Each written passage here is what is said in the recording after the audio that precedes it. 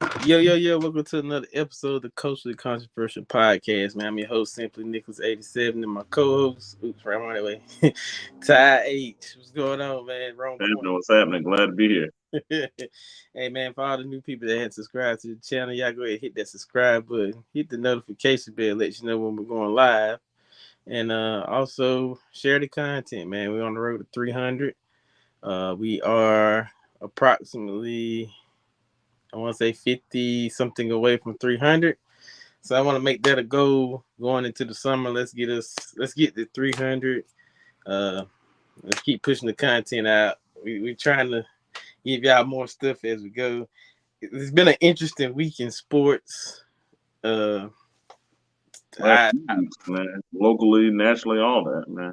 yeah. So I want to break it down.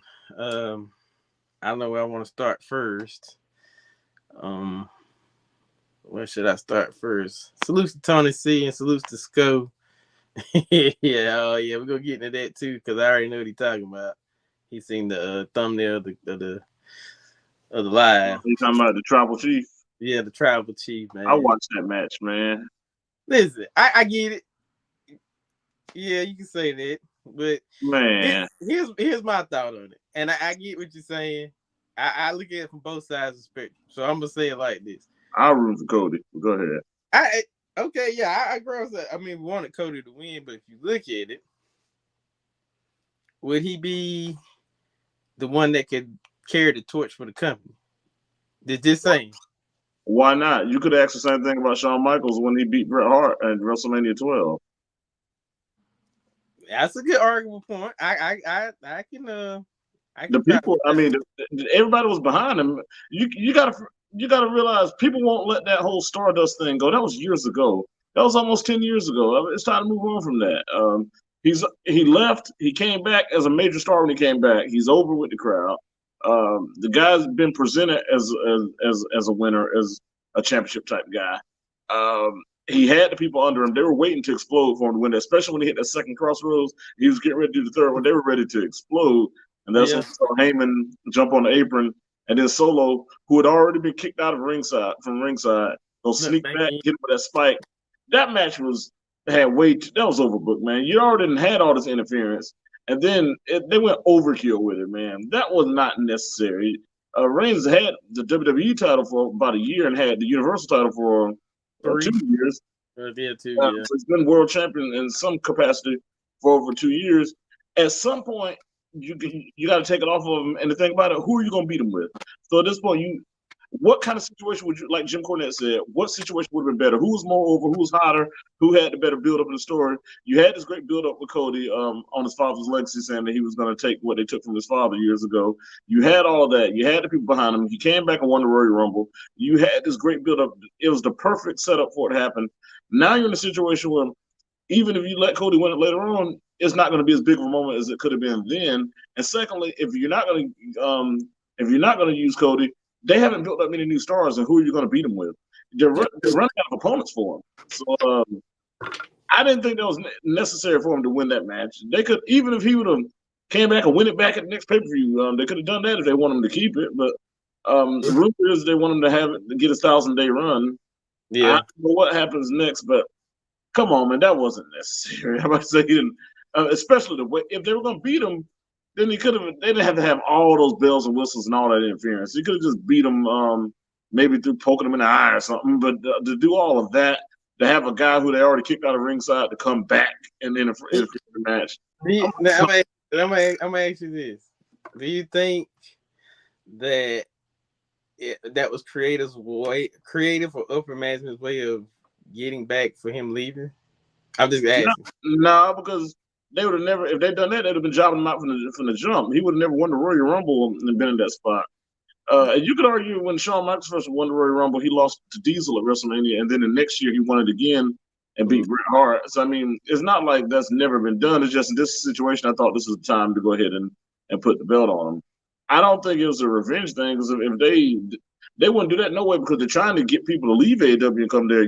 So you're going to show that you're going to put him in high regards because they're trying to pluck people from AEW anyway. So And as much money as they gave Cody the bag with that contract. He was able to bring his theme music with him. Um, Yeah. got a big salary, got all these amenities like as far as private jets and stuff. They gave him the bag. He got like a heck of a contract out of there. If they were out screw him, they would have done all that. So I'll say this. Um, I feel like I see what you're saying as far as like they should have put the belt on him this past weekend. But now, like you said, coming going forward, you got to find somebody eventually to take it off of. You're running out of people. Like, I Yeah, mean, Randy Orton's not, he's supposed to be coming back soon. I doubt if they're gonna do it with Randy Orton. I And don't plus, think Randy Orton's kind of the old guard. Like, only one I what could new face, possibly see huh? new. I said the only one possibly that I could see that's new, that's probably coming up just a little bit, is probably the guy with the Intercontinental title. Gunther.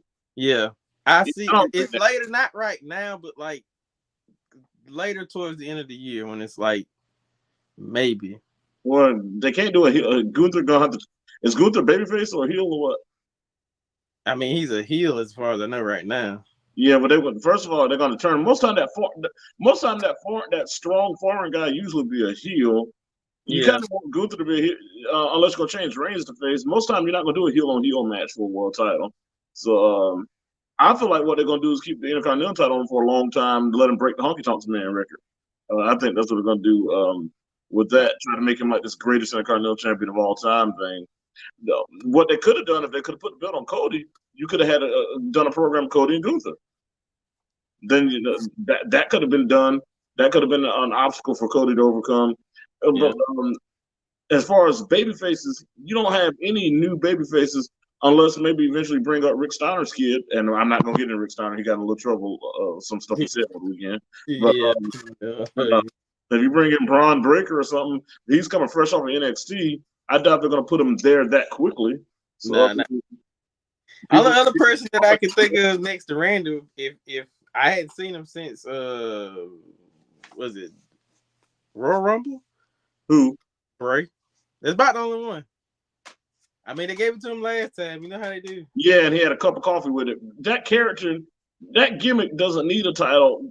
The kind of the stuff that he's into, it doesn't make sense because this guy that's into all this weird witchcraft and all that stuff. Most of the time, a guy that's in that stuff is not worried about a golden belt. And he loses a lot too. Like you don't see him win a whole bunch of matches. He's more of into doing a bunch of spooky stuff, not really into chasing a world title. They gave it to him one time a couple of years ago, and I really you might have to look him up to remember that he had it. He had a cup of coffee with it and dropped it. So You're not gonna get Bobby, what you're not about gonna get Bobby? Bobby Lashley to do it. I don't think. I ain't remember had Bobby and him ever fought.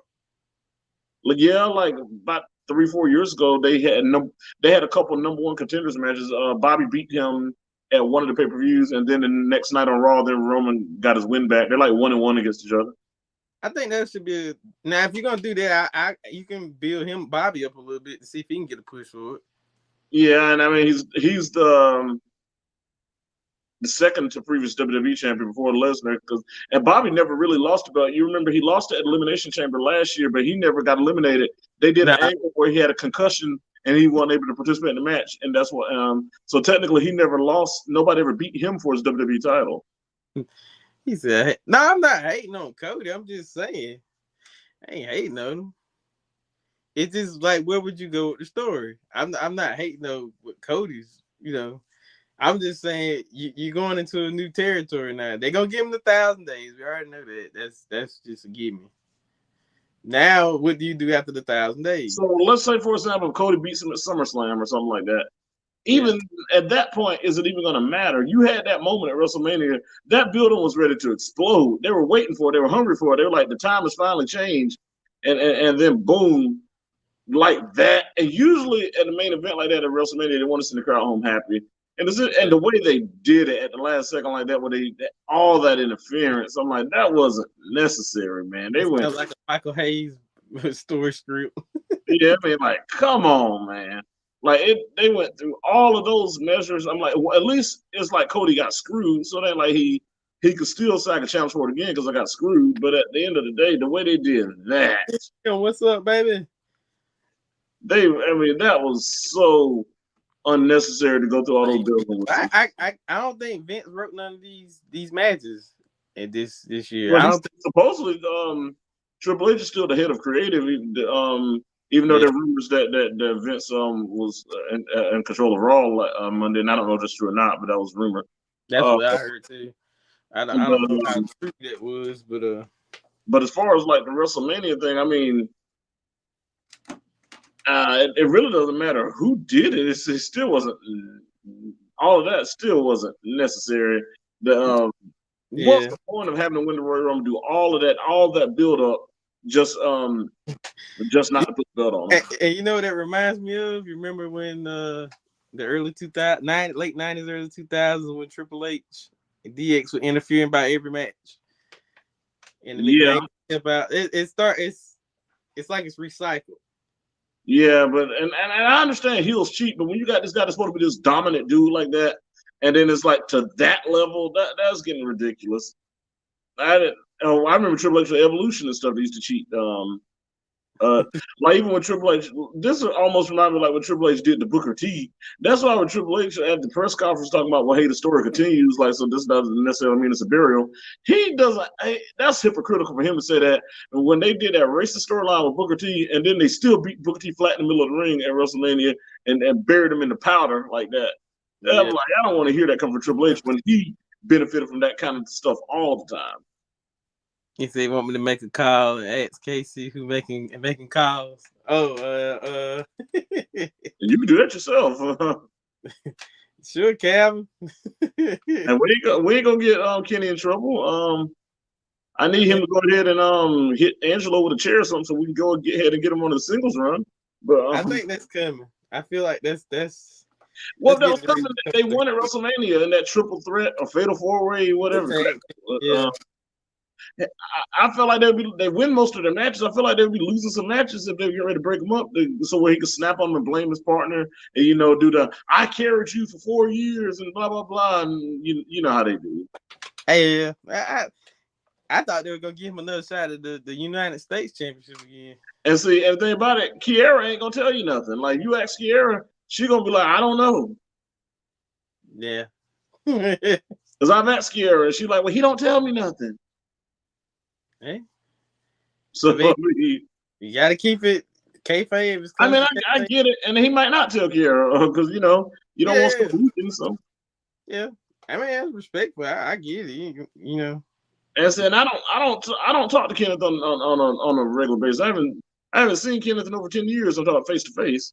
So yeah, so I mean, overall, it's one of the better WrestleManias in the last 3-4 years. I can say that. Yeah. And for the folks who are not from Mexico, we're talking about Montez Ford. So we say Kenneth or KC, we're talking about Montez Ford. Around here, we call him by his real name because that's what we know him as.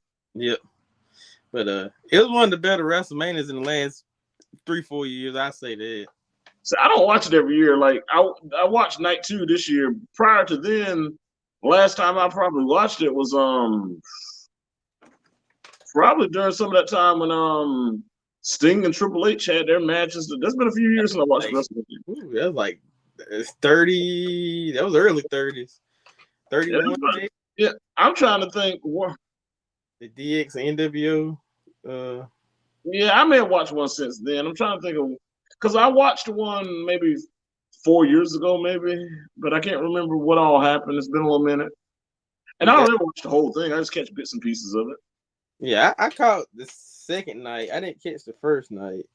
Yeah, I saw most of the second. I watched the playback of most of. I watched most of the second night, so I saw Brock Lesnar versus Omos. I saw Finn Balor versus Edge. I saw the whole thing with Shane McMahon tore his quad and Snoop Dogg had to improvise. I saw that. Hey man, shout out to Snoop Dogg for improvising. I mean, he could have just sat there. For him to be a non-wrestler, I know the segment was awful, but for him to be a non-wrestler and to think on the fly like that, you got to give him his kudos, man. I give him that. Yeah, I mean, you got some wrestlers who would have froze up and not know what to do. He he didn't flinch. Nah. He knew that he had to do something, and he made it work, man. I don't know if somebody was in his earpiece or what, but he executed that as well as you could given the circumstance. Oh yeah, yeah. So that's why I said I give him his props for that. Like he could have just sat there and been like, it could have been a blow segment, but he came and somewhat saved it, and you know, even though it was gonna be a comical segment, he still kind of saved it, you know. But other than that, it did what it needed to do. Now that they've been bought out by Endeavor Yeah, the same company that owns FC. yeah. So we're gonna see how that goes. Allegedly, they still have creative control. Vince got a bag off of that. And Yeah, when it's all said and done, because he's going to be gifted stock and all this stuff, they're talking like when everything is settled, he still might end up being a majority shareholder. he is. You talking about a He got fleece the better job? end of the deal. Yeah, that it was like that's to everybody who doubted him that thought he was out of there. That's a fu fleece job. He just made a bag off of that. No chance. That's what you got. And they did. He just been named an executive with the company and all that. It's like, man, he basically went back to his old job, but with $3 billion more in his pocket. I'm like, that's if that ain't a finesse, I don't know what is. He said, "Hold some of that bag on the good old ECU." Yeah, did that Calvin Watts? Oh, Yeah, I mean that yeah, okay. yeah. Former Anson County free safety, former Anson County all conference free safety, Calvin Safety. Watts. There you go. Class of '07 was a very good starting free safety on that 2016. And the first cousin of the legendary running back Bernard Henry. Absolutely. So, I'm telling you all your business, Calvin. But yeah, Vince got a bag off of that. I mean, what more can you say? They got that mustache. At first, I thought he was like a Latino man. At Now first, he like a cartoon villain. Like he gonna take over the world. instead of just for me, Yeah, you know he died in that thing. he just need to go to just go ahead. Y'all won't think about Vincent Mann. Did Vincent Mann even donate money to ECU? Is he like a booster or anything there? Because I know he graduated from there. He and Linda. Does he? I know Dowdy Finkel Stadium, and they expanded that stadium up to 50,000 a few years ago. Does some McMahon money involved in that? It may have been possible. I wanted to Ed Emery know Vincent Mann. You know Ed Emery. I think he graduated from East Carolina, and also Ed was the head coach of East Carolina back in the early mid '80s. Mm-hmm. Makes me wonder, did Ed Emery know the legendary Anson coach and former Richmond coach Ed Emery? Emery know Vince McMahon, but yeah, a lot of people don't realize Vince McMahon was from Pinehurst, North Carolina. Yep. His biological mother just died last year. She was 100 years old.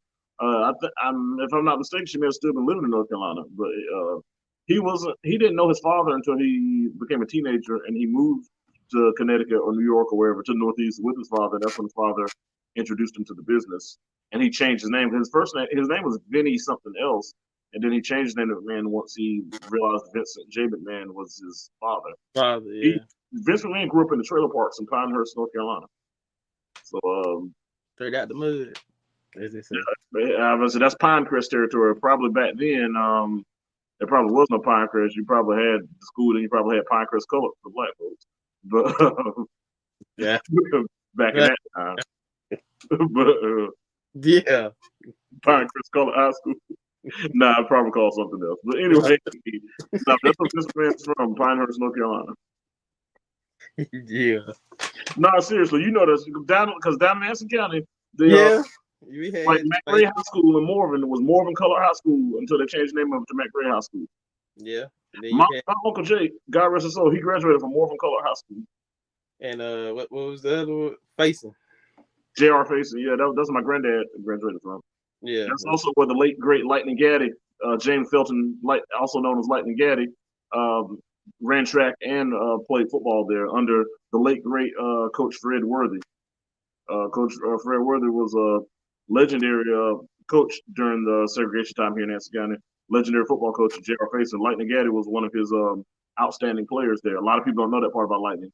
He got the nickname Lightning Gaddy because of his lightning quick speed. No lie, track star and football standout under the late great Coach Worthy. Another fun fact: Coach Worthy, is his brother was the father of Big Game James Worthy, Lakers legend. Mm-hmm. Yeah, Coach Worthy, who lived in Anson County for many years. Um, actually, he got a lot of through marriage. His wife's people are from the Gateway Station area. His wife is from Gateway Station, Fred Worthy. But he is the uncle of James Worthy. Thanks, yeah, didn't know that. Yep. I mean, I know that for a fact. I believe it. I know you know. I had no idea. Yeah, well, see, his wife grew his wife I'll put it like this, his stepchildren, all of them grew up in the Gateway Station community. You know, that's where my grandma and my mom and all them. My Yeah. mom's from Gateway Station. I'm talking from the Gateway Station neighborhood. Yeah. So he married his because Fred Worthy's from Gastonia, which is where James Worthy is from. He married a woman from the Gateway Station community, and you got to realize my family on my mom's side is from Gateway Station area, and that's so we know his wife's people. Gotcha. That's a historical fact, y'all. Remember that. You know, I got a plenty of it. I got more.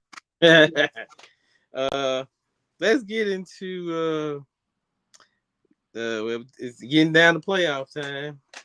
NBA playoffs. Playoffs right around the corner. Playoffs. Wow. We looking like we getting hot a little bit. The Lakers. Yeah. Big game tonight versus the Los Angeles Clippers. Should take that one. I mean, you got to play the game, but I'm hopeful. That's the game. Big ramifications in that game. Both teams tied at 41-38. Right now, the Clippers hold the 6th seed. The Lakers hold the 7th seed. If the Lakers go on to win that game, they'll move into the 5th spot because Golden State is 42-38. I think they're idle tonight, so that will put the Lakers at 42-38. The Lakers won the season series over Golden State. That will push the Lakers up to the 5th seed. Don't ignore that message. Hey, man, I about to say, that's your wife, so I'm going to let you handle that at home. She seems to be a beautiful young lady, but I don't know why in the world you married the Celtics, man. And I'm teasing Miss Dunlap. I think the world of you. You were a beautiful bride. I went to your wedding. I don't think the Celtics are going to win it all. I don't think Jason Tatum is a guy that can get you to the promised land. He can get you to the water, but he ain't gonna get you to drink it. He can get you. How about this? He can get you to. He'll take you to the promised land, but he won't get to live there with you.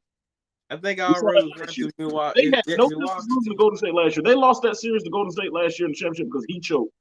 He froze up in the big moment. Jason Tatum is a good player. He's an all-star, but he is not a guy that will get you over the hump. All right, so what about? I think the Bucks pretty much that's what you're just gonna have to go to. Milwaukee just. If Chris Middleton is healthy, I think the Milwaukee Bucks can and possibly will win the NBA championship. Yeah, last year I felt like they would have won it last year. Middleton missed the entire postseason last year.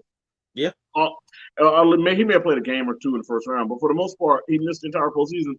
I feel like, and I know this is a part of the game. I'm not taking away from the Celtics.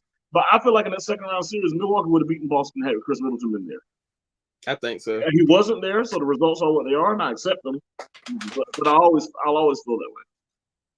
Chris Middleton's the guy that takes pressure off of Giannis down the stretch of ball games. When Antetokounmpo doesn't have to have the ball in his hands the entire time down the stretch, and Middleton takes pressure off him because he can hit big shots down the stretch and allow Antetokounmpo to either play defense or not have to score every time they go down the court in down the stretch situations. And he's a clutch outside shooter, gives him floor spacing. Mm-hmm.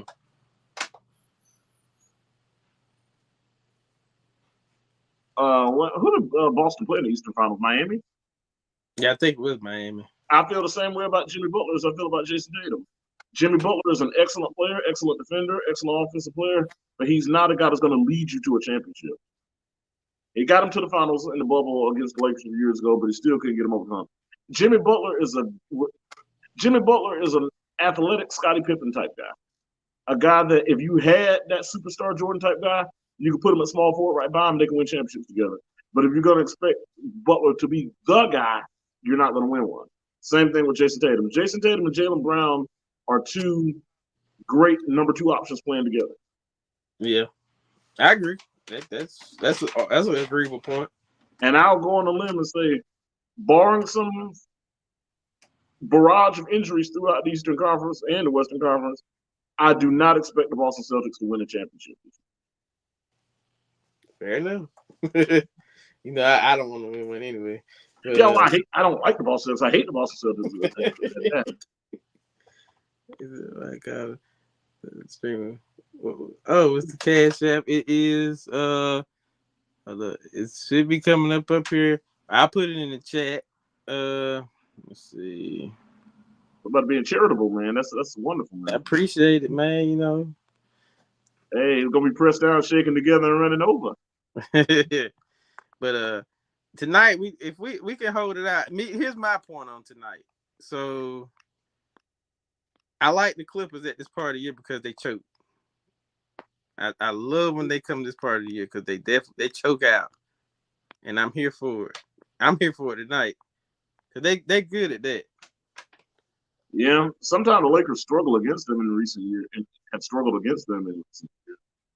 The game is technically a Clippers home game, so the Lakers are going for their fifth straight road game. I don't think they won 5 road games in a row this season, or the last season, or the year before. Yeah. I know technically the game is in LA, but it's on the Clippers floor. It's a Clippers home game with the Clippers decor, with the 16 Lakers championship banners being covered up. I don't think any of the Clippers wants to cover. Oh wait, they don't have any, so there aren't any to cover. So, Yeah. but yeah, the 16 Lakers banners are covered up when it's a Clippers home game. The Lakers are on the second half of back to back. They played an overtime game last night in Utah, and then had to get on the plane and fly back to Los Angeles this morning. Or last night. So I want the Lakers to win. I think the Lakers are more than capable of winning, but it's going to take the role player is going to have to step up for the Lakers in this game. I don't know if D'Angelo Russell's playing because I think he may have broken his fingernail again. And when he breaks a fingernail, I'm being sarcastic. Yeah. I'm being sarcastic, but I like D'Angelo Russell. I thought they should have never got rid of him in the first place. Hey, shout out to Calvin Watson for the donation, man. Appreciate you for supporting us, man. Thank you for that. Thank you, I always use to go towards equipment for the studio, ring lights, and I actually probably need to get a laptop. So I bought a laptop for so that'd be a great investment. And Calvin is a great man, man. Appreciate you, Calvin, man. Nothing but great things to say about Calvin Man Watson. One of the final gentlemen that I had the privilege of going to high school and middle school with. All right. With the Lakers are playing in the second half of a back to back. Yeah. When you got an older team the team's not older, but when James is older and you got a guy with wear and tear on him like Davis, it's paramount that if guys like Russell are playing, we got to have them step up. Guys like Malik Beasley, guys like the white guy, Austin Reed, guys like that are gonna have to step up and play well. And because I got a feeling that James and Davis, especially Davis, might have a little wear and tear on them and gonna need other guys like that to step up. If those role players can step up and play, if a guy like Lonnie Walker play, whoever it is, there's another role player they got that shoots well. Can't think of his name. Talking about Harachi? Oh, Haruchimara, yeah, him too. There's another guy that's forward. He and Haruchimara have been exchanging time. They split the minutes together. He's a good defender. The other guy, I can't think of his name, but those role players are going to have to step up and play. They've over the last month. They've improved. I would say that they have improved. Yeah, well, they had it's basically a different roster since the trade deadline. So those guys are going to have to step up, and you can't put it on James and Davis every night. So those other guys are going to have to step up. I think I like it now because it's a somewhat young nucleus, and they actually younger nucleus. Yeah, and you can actually that team. I mean, regardless if we don't do anything this year, if you keep it together, just to say next year, that team can be something. Concern because a GM sometimes. Yeah, James, because a lot of these guys he loved bringing in his buddies and these older cats that he wanted playing that he wanted in there and that are past their prime and keep wanting to bring them in there. Ever since he's been there, the roster turnover is different every year because he's basically having his guys shipped in and out. When he let Rob Pelinka do what he does, keep his young nucleus together, and see what you could do. Sometimes I wonder. Gotta realize James will be 39 years old in December. Sometimes, and I'm not taking away from his greatness. I mean, he's the all-time leading scorer for a reason. It takes greatness, durability, endurance, and all that, and basketball brilliance to make that happen. He's four-time NBA champion, one of the greatest players of all time, by far the greatest small forward to ever play the game. I take nothing away from LeBron James, but at some point there comes a time where you can't continue to let a man that old be the cornerstone of your franchise. You can't continue to build. It happened with the late Kobe Bryant, where there was a time where it's like you no longer could build around him. James has maintained his health, but at the same time, you're on borrowed time with him. And at some point, you have to consider when is it time to cut ties with him. Because the thing is, he's not going to get any younger. No. He's not nearly the defender that he used to be, and now he's oft injured. But yet, they're building the franchise. The people they put on the team are to appease him, and at some point, he can't be the person that has the final say so in what goes on. At some point, you have to realize that you got to continue to get younger, and can't be dependent on him, and you can't build around him at this stage in his career. Right. I get it. They I think, did they give him a 2-year extension or was it 1 year? I know that. I don't know. I want him to either retire or go back to Cleveland and do what he got to do. I think he's gonna stick around for these 2 years, at least one of them anyway. I don't know about. Yeah, and he's only. You got to realize he has only played a handful of games since he broke that record. It's like the dude is in and out, and that's not going to change. No, not now because he's up in age. Those injuries. He's 21, 22 years. 22? 21? I mean, this is 20th. He came in the league 02-03. This is 20th year. So after this year, next year will be his 21st season. Yeah. You don't build a franchise around a man in year 21. I don't care how good he is. That didn't work. We've seen that happen before. Yeah, and he's not your future. You got a championship out of him. And no matter what people say about the championship, everybody had the same opportunity. It was the same circumstance for everybody. He didn't create COVID and send it down here to put you down in the bubble. Everybody else that was in the playoffs in that same bubble. Yep. Clippers were in that bubble. Mm-hmm. Nuggets were in that bubble. Everything nobody else was in that same bubble. So I don't want to hear it. So what? But the point I'm making is he led you to a championship. You got that out of him. I mean, at this point, I don't even think a championship is even what he's worried about. I think right now he's just trying to cement his legacy and break as many records as he can. Yeah. I mean, you got the main one. I don't think really any other one. But yeah, and I really don't think whatever happens in the playoffs, I don't really think he's that worried about it. He's never been a guy that had that killer instinct anyway. That ain't never been him. No. So I don't think that's going to happen now. He has great God-given talent. As far as pure God-given talent, he's probably the most talented guy to ever pick up a basketball as far as his pure God-given talent. But what separates him from what probably caused his shortcomings was his lack of killer instinct. I can agree with that. And then when things got tough, he ran to Dwayne Wade and got Chris Bosh to come with him. Then he came back. That's a long time ago. We ain't gonna get into that. Yeah. And he went back home, and then he left home. Then when even the first year, and then he lost 2 finals with those two, with that superstar loaded team. And still, people remember the 2 they lost. I remember the 2. I mean, the 2 they won. I remember the 2 they lost. But that's the 2 they lost was to they lost to Dallas and San Antonio. Old Dallas Mavericks team and that San Antonio team was pretty old too. Ginobili, Parker, and all them, they were old too. They were just fundamentally better than him. Yep. It didn't take finesse to beat them. Nope, they should have beaten the first time, but I ain't gonna get into that either. Yeah, coulda, woulda, shoulda. They didn't. So they didn't. And the 2 that they won was the Thunder. They were young. Yeah, they beat the Thunder in the lockout shortened season, and then they Who was the other one? Spurs. Yeah, that's right, Spurs. Yeah, and that Greg Popovich in that game 6, taking Duncan out the game, and I'm like putting the splitter, and they had the game won. Then Kawhi Leonard missed that free throw, and then Ray Allen hit that 3 falling out of the bench. That's a part of the game. Yeah, that's things that happen. That's part of the game. speaking of basketball, we'll get into this. I just want to say congratulations to anybody that got 10% of the men's bracket right this year. Because yeah, this came out left field. I mean, it is March Madness, but I didn't see this team. I didn't see UConn winning, getting nowhere near Nah, that. they were dominant in the tournament though. When they got in there, they won all the games by double digits. But Yeah, nah, I wasn't thinking UConn either. They hadn't won a title since 2014 yeah. when Kevin Ollie was coaching them, and but they beat San Diego State. So I mean, that's the first year I know. Well, I ain't gonna say this is the first year.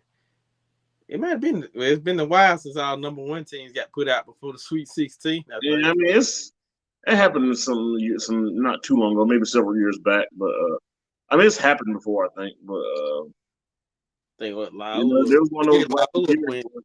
They all the number one seeds were gone that year. And that and San Diego State style of play fell right into the hands of UConn. Florida Atlantic got to be kicking themselves, but they blew that. They absolutely choked that game away against San Diego State. I blame the coach and some of the players. I mean, they had the game won. Um, I'm not saying that Florida Atlantic would have beaten UConn, but I think that'd have been a better matchup because of their style of play. They got the one center, the 1 7 foot guy, and then a bunch of wing players, and the way they push the tempo and make you play at a faster pace. I think that would have been a different matchup for UConn. And I think they would have given UConn more trouble and could have possibly uh, put game pressure on them to where the game could have gone either way. I think San Diego State has that slow. I know they're in the Mountain West, but they play that slow, gritty Big Ten, Michigan State style, and that play and not a great shooting team, but rely more on fueling offense from their defense and playing that slow pace game. That played right into UConn's hands, and UConn was able to pretty much handle them the most of the game. Whereas I felt like Florida Atlantic's frenetic pace could have given them more trouble, but we'll never know. Wifey says the NIL is the reason for the shakeup this season. Maybe so, but at the end of the day, you still had your top seeds were still like your usual suspects. Who were who was Alabama, Kansas. yeah, Alabama would be the only exception. But for the most part, your top seeds were still kind of like people that you look for to be a top seed. And UConn's a program that had won 4 national championships prior to that one last night. I think NIL has an impact on that transfer portal. And I think that that's going to create more parity. And then you got to realize people like North Carolina. I know North Carolina didn't even make the tournament. That's not a shot. It's just the truth. They Uh, did. North Carolina doesn't have that fear factor anymore. Duke doesn't have that fear factor anymore. Duke had a decent team, but you got to understand when that legendary coach is gone, that fear factor isn't there with Duke anymore. So it could be kind of a changing of the guard just with the different faces on the sideline. So and Yeah. then when you throw the NIL stuff in there, because I feel like next year. By the way, Florida Atlantic's joining the American Athletic Conference next year, so I think them and Memphis played in the first round of the tournament. They're going to play next year in a conference game. Charlotte's going to that conference too, so we were in the conference with them FAU this year too, so we'll see them twice next year and see Memphis. The American Athletic Conference is taking a big hit because they're losing Houston. Houston's going to the Big 12, but ironically, one of the teams they're replacing Houston with is a team that just got to the Final Four. So that conference with Memphis there, with FAU coming, you would think that Temple and Wichita can get back to their old ways. That conference should be still in good shape. What's it say? Oh, Tristan Newton was on the ECU squad before transferring to UConn. Yeah, they acknowledged that in the Final Four game against FAU. And you got to realize UConn was familiar with them because UConn people tend to forget this, but UConn and ECU were in the same conference for like 6 years. People forget that. UConn and ECU were in the American Athletic Conference together, so UConn and ECU played twice a year. Mm-hmm. And so BJ Tyson got to play against UConn some of that time. So Yes. that's because what people don't realize when the Big East split up, the Catholic basketball schools formed a new conference, and the old Big East with the football remaining schools changed their name to the American Athletic Conference, and then the other teams formed a new conference, but they bought the Big East name, and so UConn was one of the teams that stayed over with their football. And so UConn was kind of stuck with these other teams, but UConn left the American Athletic Conference 2 years ago and joined their former conference mates in the current incarnation of the Big East. But up until just about 2 years ago, from like 2013 or 14 up until 2019, UConn and ECU were in the same conference. Let's see. They're not getting top players or keeping them. Which team you talking about? Well, I guess it's in general. Yeah, well, just look at what happened to Charlotte, man. We just lost our two best players after we won that BS CBI tournament. Ali Khalifa and Bryce Williams are transferring out, and we were a team that I was thinking next year could make a push to get in the NCAA tournament and maybe return back to the Charlotte of the mid 2000s. But now they need to fire Ron Sanchez for one, but that's another story for another day. Well, you got you got it right one time in football, so yeah, they need to fire. The basketball coach too. I'm happy with what we got in football. The coach that we got. We need to fire Ron Sanchez because he got decent players and still underachieving. He tried to do a cupcake non-conference schedule this year and still couldn't get it done. For whatever reason, the only reason I wouldn't have wanted him fired this year because of transfer portal, because of the good players that he got, I didn't want them to leave if he got fired. Since our two best players are leaving anyway, there's no need to keep him. Go ahead and fire him. Hire a guy like Greg Marshall, who used to coach Wichita State. We'll be in the American Athletic Conference with Wichita State, so he'll have a chance to get revenge on Wichita. He took Wichita State to the Final Four a few years ago, about 10 years ago. That would be a perfect fit. He used to coach Winthrop, so he's already familiar with Charlotte metropolitan area. That makes perfect sense. Bring a guy like Jeff McGinnis on your coaching staff, because Jeff McGinnis, just like Penny Hardaway, got all them AAU ties in Charlotte the same way Penny Hardaway does in Memphis, which is why Penny Hardaway is head coach in Memphis, because he can't coach a lick. He's a great recruiter.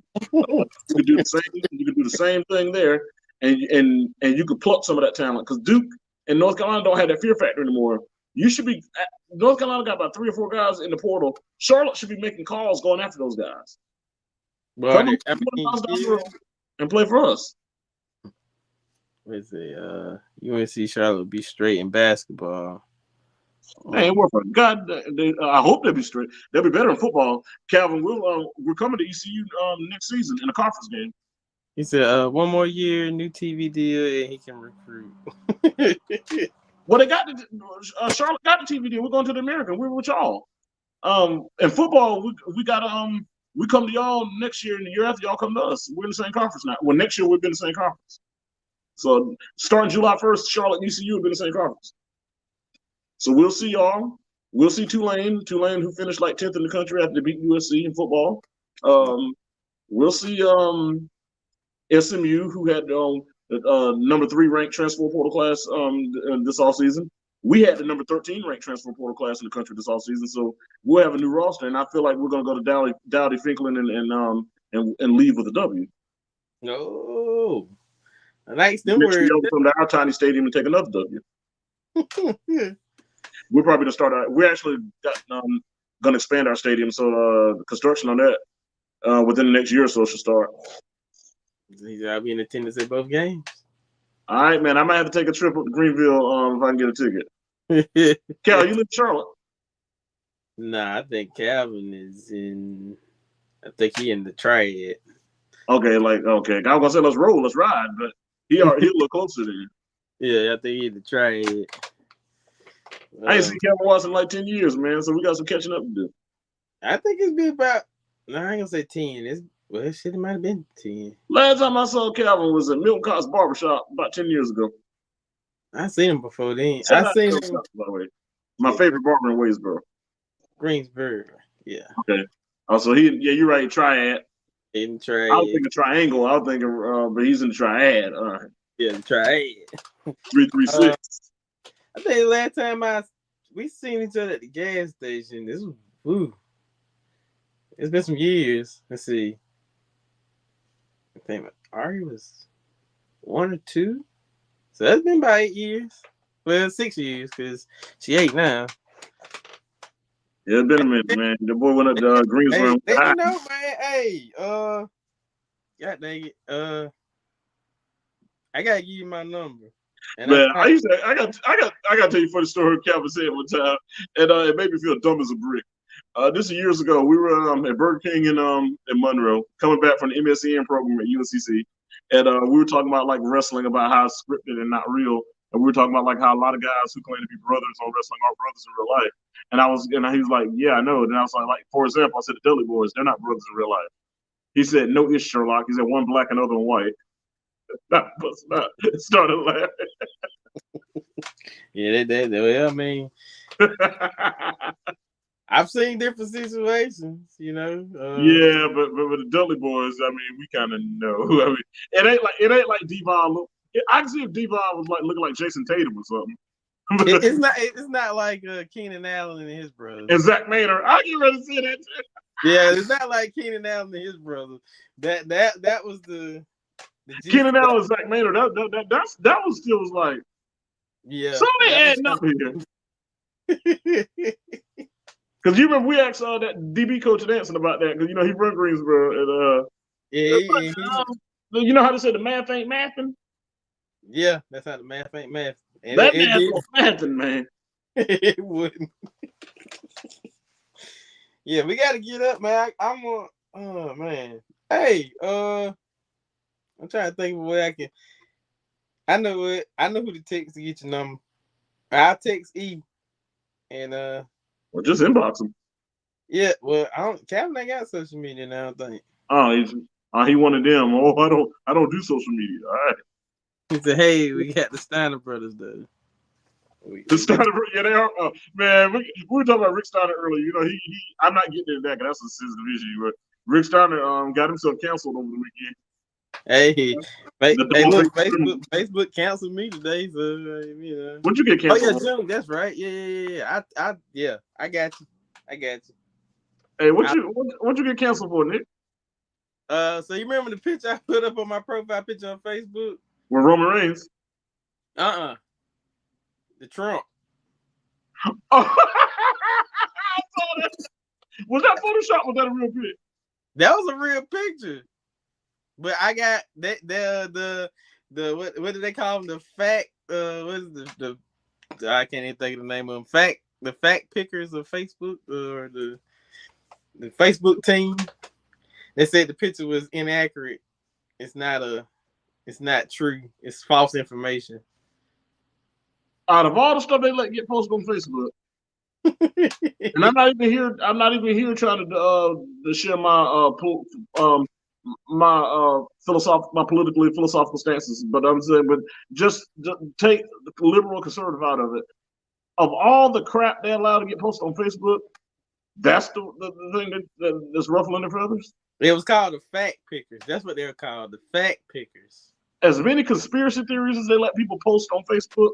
That actually happened on TV. Let me finish. Whether you're liberal or conservative, I've seen liberal conspiracy theories allowed to be posted, and I've seen conservative conspiracy theories allowed to be posted. As much unfactual stuff that get posted on Facebook, and a picture is what breaks the camel's back. Yeah, a mugshot. It did.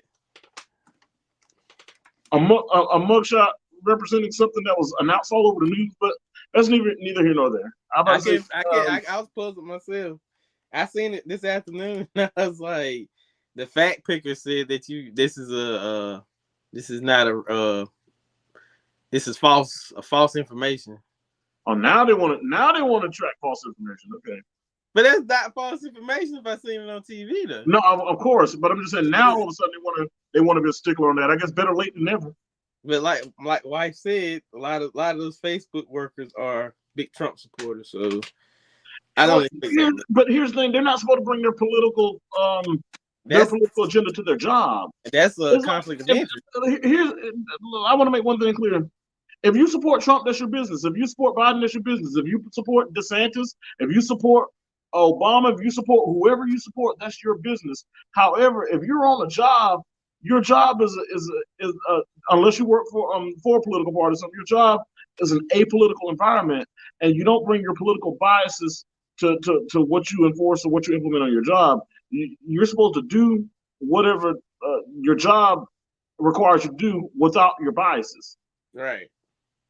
Just like a judge in a courtroom is supposed to make his or her, it's 2023, his or her rulings without bias, without prejudice.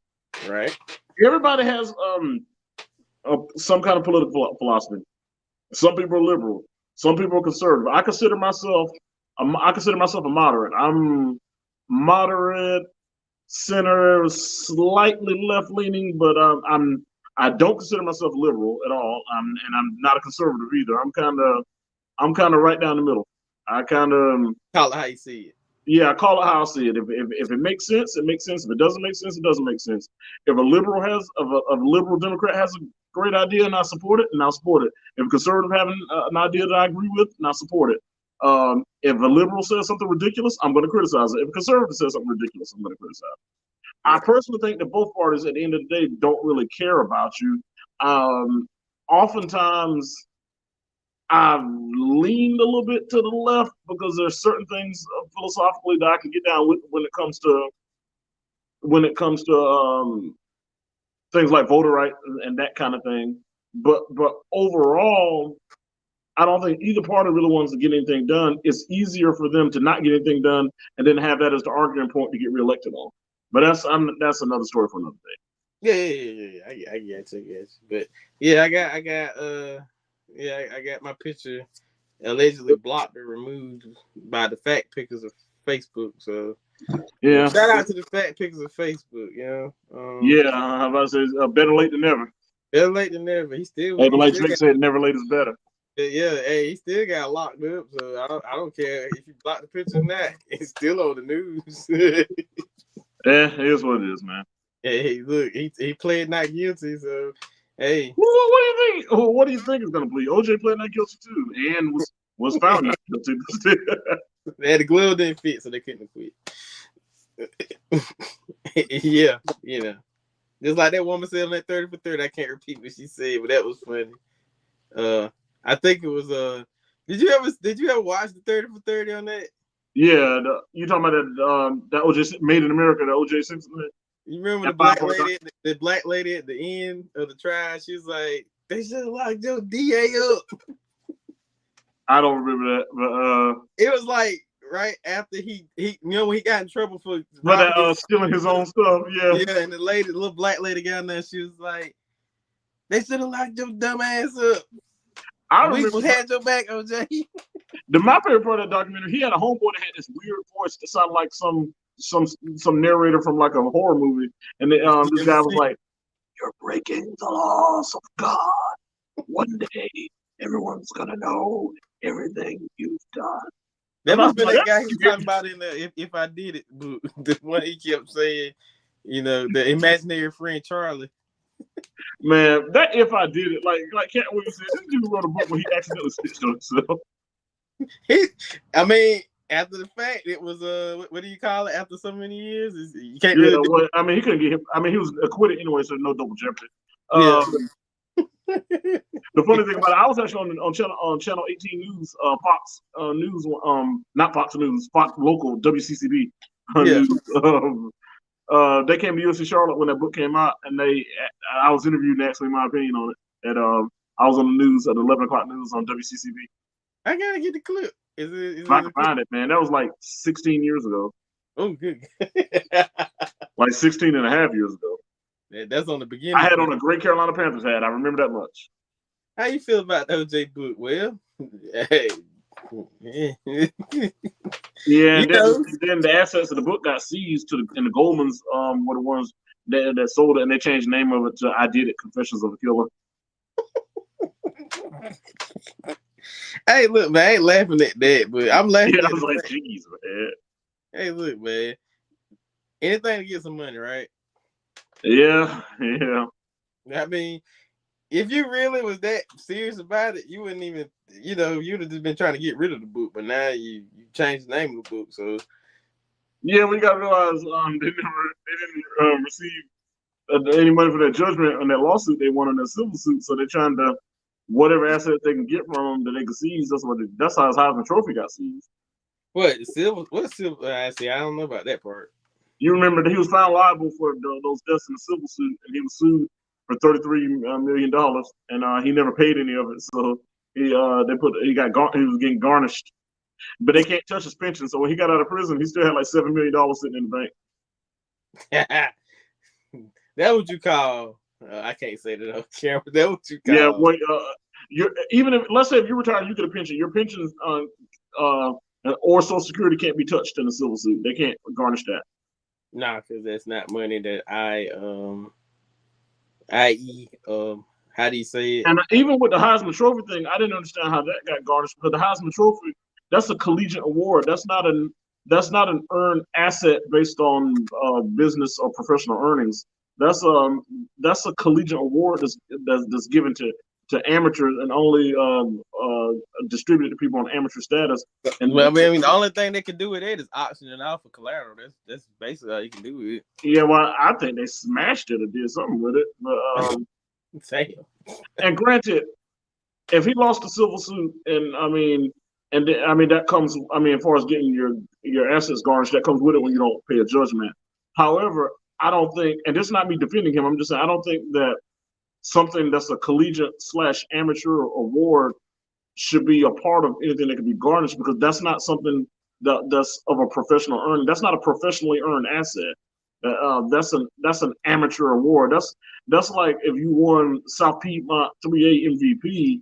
That's something that's a scholastic award. Yeah, Not that's something not that's a professional but get issued on an amateur basis. Now, NFL MVP trophy, that's a different thing. That's an asset. That item could be an asset. You could say that you won as a professional on your job, as a professionally earned asset. But the Heisman Trophy is a scholastic slash collegiate slash Well, so, amateur okay. award. Now, I'm glad you said that. Now I'm gonna ask the question because you made a good point right there. As far as the NIL thing now, since they're getting paid, so what is it considered now? Is it the same thing or is it different? Well, the U.S. House of Representatives is about to have a hearing on that, so stay tuned. Okay, Um, I you don't know get how what I'm to treat saying? it. Yeah. So I was just asking because now that they're getting paid for their image and likeness, that award is it now equivalent to getting an MVP Yeah, but on the thing small about it, level? but the Heisman, but an award is not a part of that. I mean, if you make, let's say, if you got a deal with Bojangles, to sell fried chicken, yeah, if you did something like that, and they get your Bojangles money, so be it. Right, right.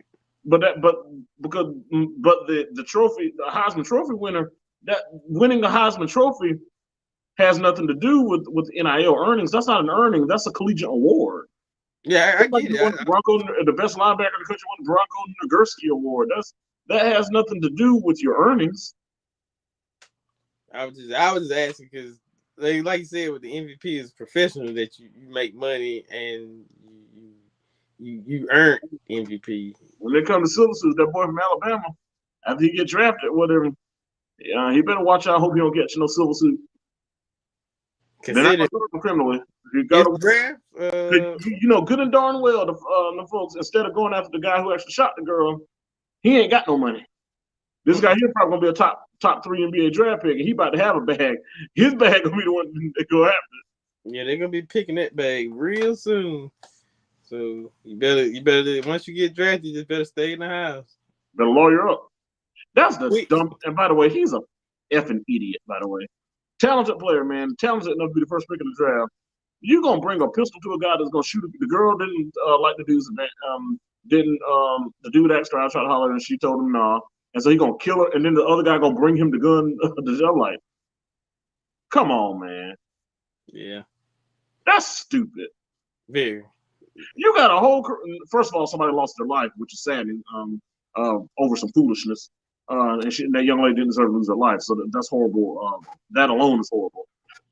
Not from a less serious perspective. This man, you almost threw your whole life and career away over some dumb stuff, man. But anyway, Yeah, that's yeah. yeah.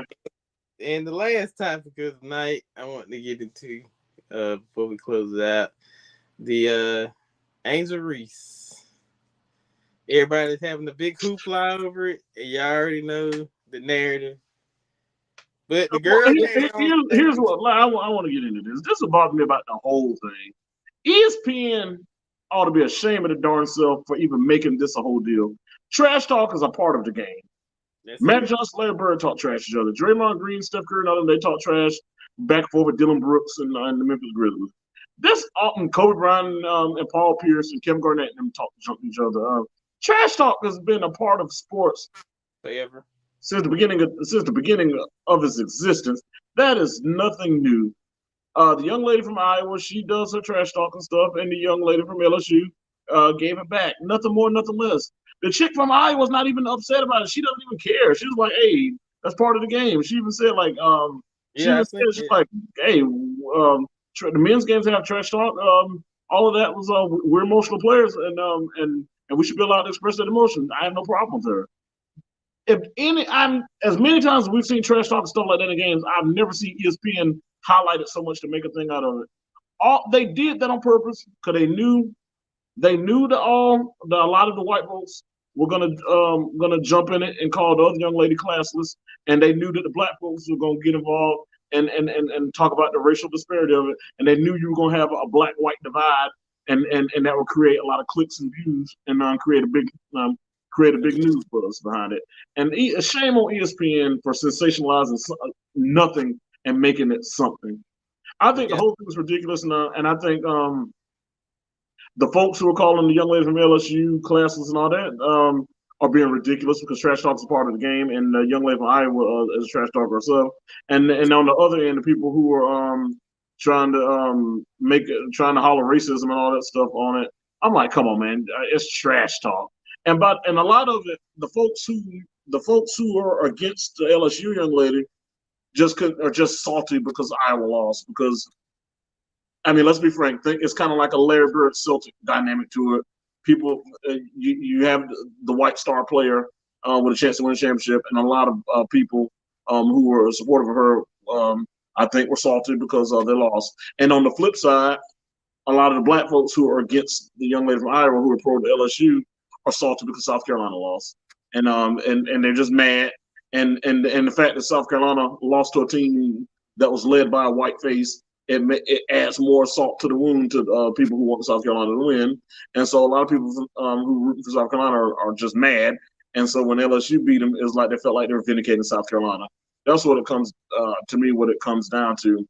And I want to say this: South Carolina losing to Iowa is not an act of racism. It's just part of the game. They lost the game. It yeah, happens. Now on the flip side, the that when the young lady at Iowa was cocky, and when you're cocky and displaying your cockiness on the court, and you don't win, people are going to bring it right back to you. Just like when the Panthers were playing, we had good teams with Newton.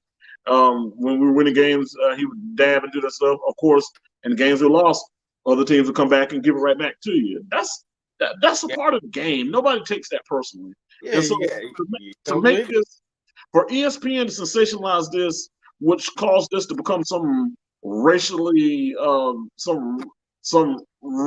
undertoned issue, shame on ESPN. To me, neither Caitlin or what's the young lady from LSU's name? Angel Reese. Neither Caitlin or Angel are the villains in this. I don't have any problem with either one of those girls. Both girls were doing what competitors do all the time. They were talking junk. Yeah, Competitors do that. I have yeah, no problem with either one of those young ladies. Who I have the problem with is the media outlet who tried to sensationalize it to create a divide. I agree. I agree. And with that right there, we are at the hour and 3 minute mark. Been another good yeah, she is cold, yeah. As far as like she actually was the best player in college basketball this year, so I mean it is what it is. Um but yeah, anyway, get ready to close close out. You gotta yeah, all right. I'm good. Oh, okay. That's make I didn't know you froze up. I Duh. thought you froze. I was like, okay. Nah. But yeah, we get ready to close it out. I'm gonna give you the floor, man, and it's all yours, man. Yep, man. We didn't really touch on this, man, but you and I were from Anson County. We're Bearcat fans. We grew up in Anson County. And I'm still a little troubled by this. Most of last year our starting tailback at Anson was Tony Gainey. He was our running back. He was our starting tailback the last 2 years. His junior year, he ran the ball exceptionally well. And his senior year, he was looking to build off of that. Then, of course, throughout last season, he got hit with the injury bug, but was still able to bounce back in time to help the team last week of the season get into playoffs and get their first playoff appearance in several years, in about 6 years or so. And he was a part of that senior class that helped this team return to playoffs and was the starting tailback, a future tailback. Um, of course, we know a few weeks ago we tragically lost him in what was reported to be a homicide. Very, very, very, very, very sad situation for a man so young. A guy that we just watched play football several months ago, 4 months ago, watched him week in, week out play football. Covered him. And now to learn that he's not here, that's horrifying, that's saddening, and it's happened way too many times. We had the Anson basketball player. Was the kid last name Sanders or Sanderson or something like that? Yeah, Sanderson. Yeah, who also we tragically lost in a similar situation. And then if we take it a few years back, we had Mr. Bird, the young man who we lost in a similar situation, a former Anson football player, and his cousin slash friend who ended up paralyzing the situation. We have way too many instances of our young men being lost prematurely to senseless violence. At some point, it needs to be addressed, and at some point, something needs to be done. Sometimes we need to be mindful of who we have our kids around. We have to be mindful of. We have to be mindful that not everybody's kids are going to be good. So we got to be mindful of who ours are around, and we got to be mindful in general that we have a generation that's lost. And unfortunately, it doesn't. We got an issue where we need more mentors, and we got to stop having these young men throw their lives away and have our innocent young men and our youth losing their lives prematurely over silliness. That has to stop. And to continue on a sad note, a Yeah. gentleman that we went to high school with, Nick, this is your former teammate. Calvin, your former teammate. Ronald, if you're listening, your former teammate. I'm sure you know by now we lost Jimmy Ferris last week, man. Yep. Jimmy was a former Anson wide receiver. He played at Anson Middle School. Then he had a stellar career at Piedmont. And then his senior year, he came back to play for Anson. I last talked to Jimmy about 5 years ago. His parents owned the restaurant at Ansonville, the Down Home Diner. And me and him chit-chatted for a minute. And unfortunately, that's the last time I would ever see and speak with Jimmy. So RIP to our classmate and our schoolmate, and most of you guys' former teammate, Jimmy Ferris. God rest his soul, Godspeed. Oh yeah. Yeah. Yeah. Hold up. But yeah, that was a shocker there. And that was both of them left field anyway. Yeah. But you gotta treat every day like it's your last. You never know. And one day at a time. That's all I say. One day at a time. I never say life is short. I say life is uncertain because you never know what's going to happen. That's why you gotta. When opportunities present themselves, you got to take them. You got to seize them, and you gotta make the best of them. Absolutely. And with that being said, man, appreciate y'all for coming through. Appreciate everybody that came in. Hit the like button, man. Definitely hit the like button. Hit the subscribe button. And we'll be back, man. I can't give you an exact date, but we'll be back. Just know it's always sports. We're here to recover it. We're here to talk about it. So stay tuned, man. Peace. No doubt.